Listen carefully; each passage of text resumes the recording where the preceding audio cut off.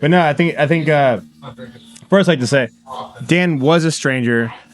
Initially, Dan started off as a stranger. About 5 days ago, a friend introduced us on Instagram and was like, "Hey, Tony, you're in Seoul. Dan has lived in Seoul for about a year and a half, and you would love to get to know him." And Dan took me out. We had a great night, had some drinks, met some friends, played some darts, like made it an awesome introduction. And that's what the internet does. The internet makes people friends. So I'd love to do a beer with strangers with Dan. So let's go ahead and do a Gunbae. Gunbae. In Korea, also John. John and Gunbae. It's kind of like a. So let's let it rip with question number one. Dan, Yes. where is the coolest place you've ever traveled to in the world?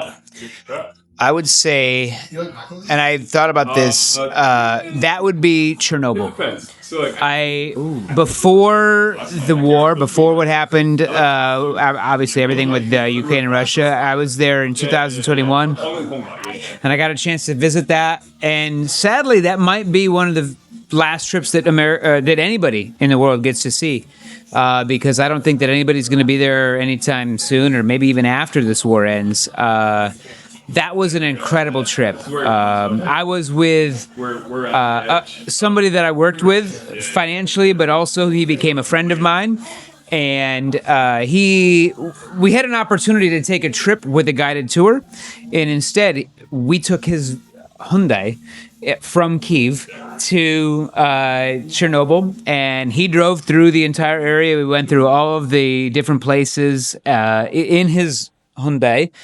Saying Hyundai, right? Yeah, like literally a Hyundai vehicle with our tour guide. You live in South Korea now, so you're like pronouncing it a little bit South Korean. But Hyundai, you're driving his Hyundai. I don't know. Do we have any South Koreans here? I don't know how to actually pronounce it. Hyundai. That's how we say it in America. Somebody tell me We say Hyundai, but Hyundai. Okay, See, I Hyundai. think you guys live here and you're saying a little different. Okay, whatever. Anyway. So we went through all the different areas, and we had our tour guide that would have normally like driven the car, but she was in the back seat, telling us like everything that we would have done in Chernobyl. And so I do want to say, like, the two things that stood out about that trip to me were a couple of things. Number one, when we went to near the river, there was a machine that said, I studied like a little bit of, how do you say, Cyrillic, so I could kind of read it. It said Boda, right? I guess that means water. I don't know. I think Boda means water in Russian.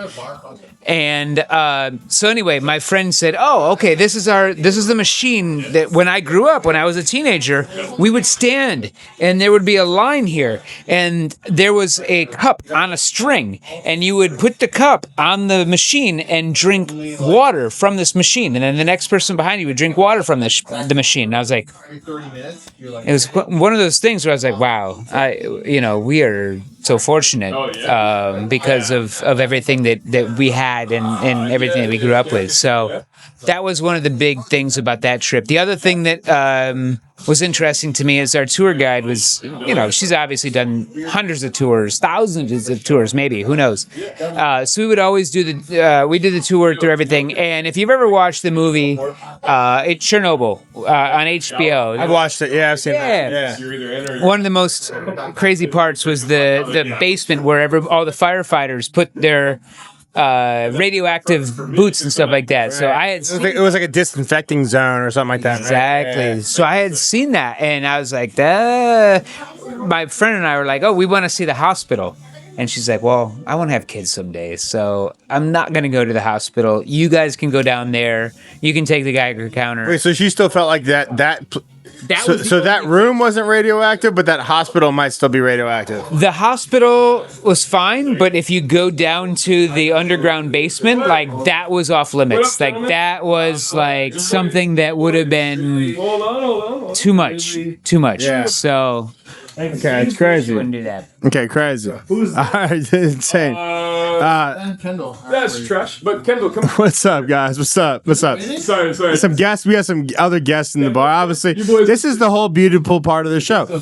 Beers with strangers. People come in. People could be talking and whatever. So like, obviously, we can't. We're not gonna stop. We can't stop everyone from talking. We're having dreers. We're beer. I said dreers, not beers. We're doing Gunbae. All right. Oh, you can turn that on. That works. That works better for the lighting. It is excellent. All right, so that's a great question, and that is in Ukraine, right? Yeah, You're right. yeah. Okay, that's why it's such an interesting question.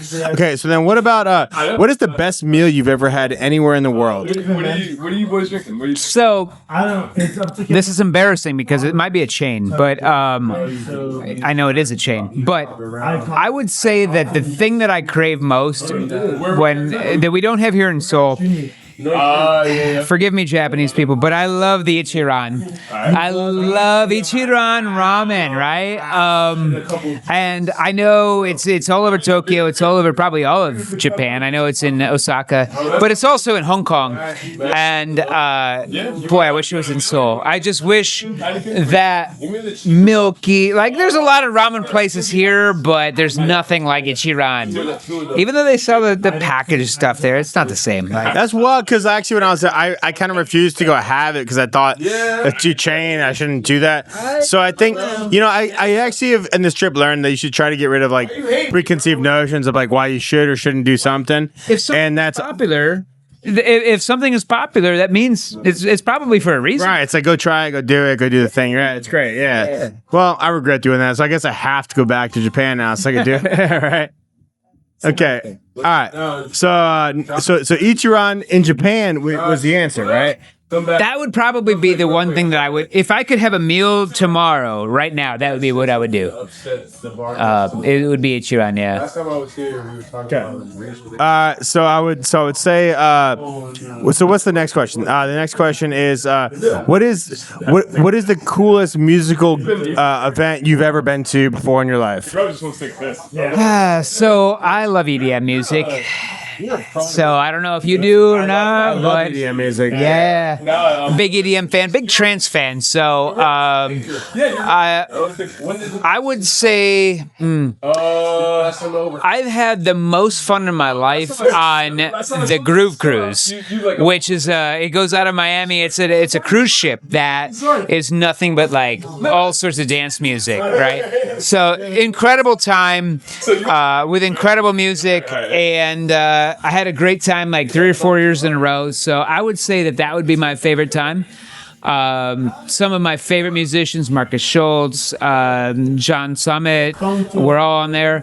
But is it better than the time that I went to Armin van Buuren's A State of Trance in Rotterdam? I don't know. That might have been the better one. Is there a dream music event that you would love to go to? Yeah, let me get these out of your way, Kendall. Thanks, bro. That's a good question. I think there's one in Romania. I forget what the name of the music show is. I would love to go to the festival in Romania. And actually, I'm very sad that Myself a little bit of LaCroix. my favorite artist, Armin van Buuren, was here in Seoul. I got to see him, amazing artist. But right before that, he just had 2 A State of Trance shows in Hong Kong and Hong Kong and Vietnam. And I could have been in the Vietnam one, but I had to choose one or the other. And then I saw the Vietnam show. It was pouring rain, so I'm pretty happy we were in Seoul to see him.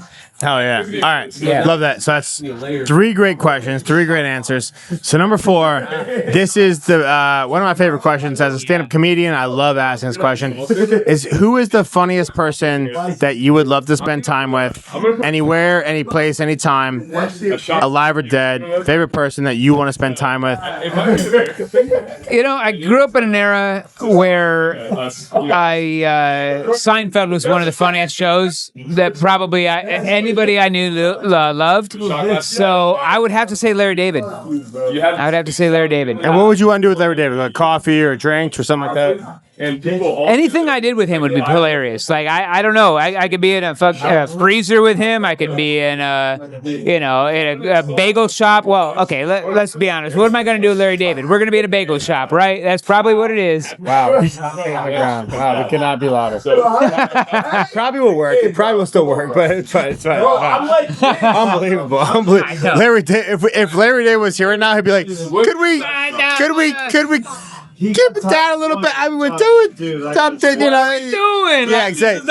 It's the most iconic, ironic thing a Larry David thing could ever result in. But anyway, okay. Last question. yeah. If you were given, 8. Hey, No, for a shot. it might be impossible for anyone to understand why that's so funny right now, but we will always understand why that is so funny right now. I love it. And I still am laughing at why we did. So anyway, okay. If you could give advice to a traveler, yes, who's traveling for the first time, what would be the advice that you'd give to that person? What's the bar name again? Is that too? Well, that's a great question. There are a lot of. What, bro?